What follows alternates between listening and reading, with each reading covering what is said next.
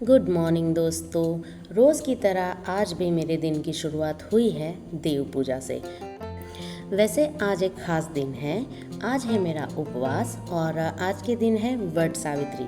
हाँ, जिस दिन ये व्लॉग अब तक पहुँचेगा तब तक वो दिन मतलब जा चुका होगा, क्योंकि हम लोग ना इस बार बहुत ज़्यादा घूमे और वो सारे व्लॉग एडिट करने के लिए मेरे पास ज़्यादा टाइम नहीं था। अभी अभी मैं सारे व्लॉग्स एडिट कर रही हूँ तो ये व्लॉग काफ़ी लेट आएगा, तो इसलिए। लेकिन ये वट सावित्री के दिन वाला वीडियो है और ये सारी तैयारियां हो रही थी मेरी, मतलब जो थाल रेडी करते हैं वो सारी चीज़ें कर रही थी मैं। उसमें सारी चीज़ें होती है सुहागन के लिए, जो होती है देवी को चढ़ाने के लिए जो जो चढ़ावा होता है वो। और ये मेरी थाली एकदम रेडी है। ज़्यादा कुछ किया नहीं था क्योंकि रितेश नहीं थे।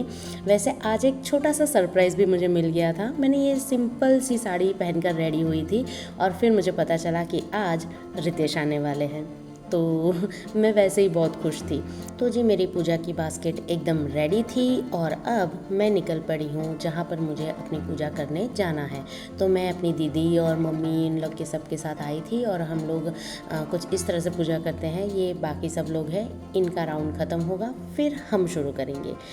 और मेरी ना नोज़ पिन टूट गई थी, तो मैंने ये महाराष्ट्रन स्टाइल वाली नोज़ पिन पहनी थी जो मुझे बहुत पसंद है ऐसे पहनना। आज के दिन वट वृक्ष की पूजा की जाती है। इसके बारे में मैंने मेरे लास्ट ईयर के व्लॉग में बताया ही था, तो अगर आपने वो व्लॉग नहीं देखा है तो वो आप मेरी चैनल पर जाकर ज़रूर देखिएगा। और कुछ इस तरह से कच्चा जो सूत का धागा होता है, वो कच्चा सुत्तर का धागा बोलते हैं, वो वट को बांधा जाता है। और कोई 7 फेरे, कोई 11 फेरे, कोई 101, कोई 51, अपनी मर्ज़ी के हिसाब से जिस तरह से जिसको जितने फेरे लेने वैसे फेरे लेते हैं। और ये सारी पूजा करने के बाद हम सब आ गए मंदिर में महादेव के दर्शन करने। तो हमने बहुत अच्छे से, बहुत शांति से उनके दर्शन किए।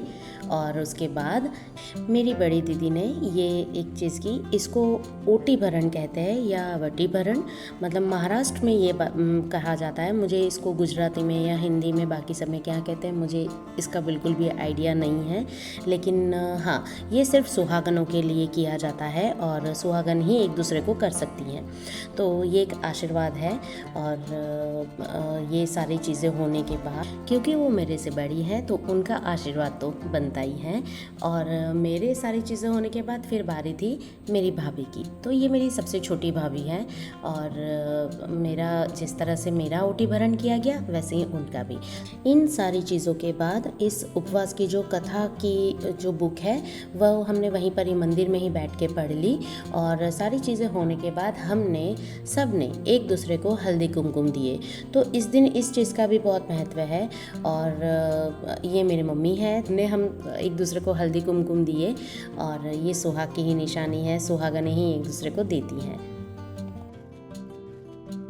देखो, ये सब जगह नहीं होता, हर एक कास्ट में, हर एक जगह पर ये अलग अलग रीति रिवाज होते हैं। तो जो रीति रिवाज हमने शुरू से देखते हुए आए हैं तो उसी हिसाब से हम लोग आगे आगे चलते हैं। और हमने भी वैसे ही किया, मम्मी का आशीर्वाद लिया और सारी चीज़ें ख़त्म करने के बाद हम चले गए अपने अपने घर। तो रितेश मम्मी को छोड़ने गए थे। अच्छा, मैं मेरी पूजा करके आ गई हूँ और रितेश मम्मी को छोड़ने गए थे और आज के दिन ही रितेश रिटर्न आ गए। तो मैं बहुत खुश हूँ। और रितेश की ट्रेन लेट थी। देखो, मैं पूजा करके आ चुकी हूँ और अभी उनकी ट्रेन आ चुकी है। अरे, ट्रेन आ चुकी है, हम उनको लेने जा रहे हैं। बस मज़ा आया। मैं चेंज नहीं कर रही हूँ क्योंकि जस्ट उनका फ़ोन आ गया कि वो निकल चुके हैं स्टेशन से, तो अब हम लोग उनको लेने जा रहे हैं। हाँ, मुझे खुशी हुई कि आज के दिन रितेश आ गए। जब मुझे पता चला कि मंडे को मेरा व्रत है और रितेश नहीं है तो थोड़ा सा दुख हुआ था। फिर पता चला कि चलो रितेश उस दिन पहुंच जाएंगे, तो मैं वेट कर रही थी कि कब आएंगे कब आएंगे। रितेश आ गए।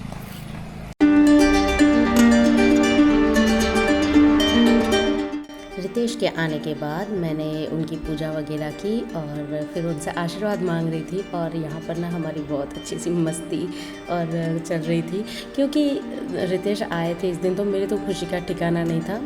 मैं बहुत खुश थी, इसलिए हम लोग बस ऐसे ही मस्ती मजाक कर रहे थे। तो जी दिन भर तो हमने कुछ नहीं किया था, इसलिए कोई व्लॉग भी नहीं बनाया, लेकिन शाम को हम लोग सब थोड़ा सा बाहर घूमने के लिए निकले और घूमते घूमते हम लोग पहुंच गए महालक्ष्मी। तो अड़ाजन में है ये महालक्ष्मी और यहाँ का ना थिक शेक बहुत अच्छा है। तो हम सबको यहाँ का थिक शेक बहुत पसंद है। मेरा तो उपवास था, मैंने नहीं पिया, लेकिन मैंने वहाँ पर ना लस्सी मंगवा ली थी और हम लोग वहाँ पर पहुँचे और क्या मस्त रिम झिम बारिश शुरू हुई। हमने सोचा चलो थोड़ा सा बारिश में भीगा जाए। वैसे ये व्लॉग आएगा तब तक तो सूरत में बहुत ज़्यादा बारिश हो चुकी होगी और हो चुकी है, एक्चुअली होगी क्या। और हाँ जी, बारिश में थिक शेक का मज़ा दुगना तुगना ट्रिपल चौपल कितना बोलूँ पता नहीं, उतना हो गया। और हमने हमारा थिक शेक बहुत एंजॉय किया बारिश में भीगते भीगते और फिर उसके बाद गाड़ी में बहुत मज़ा आया।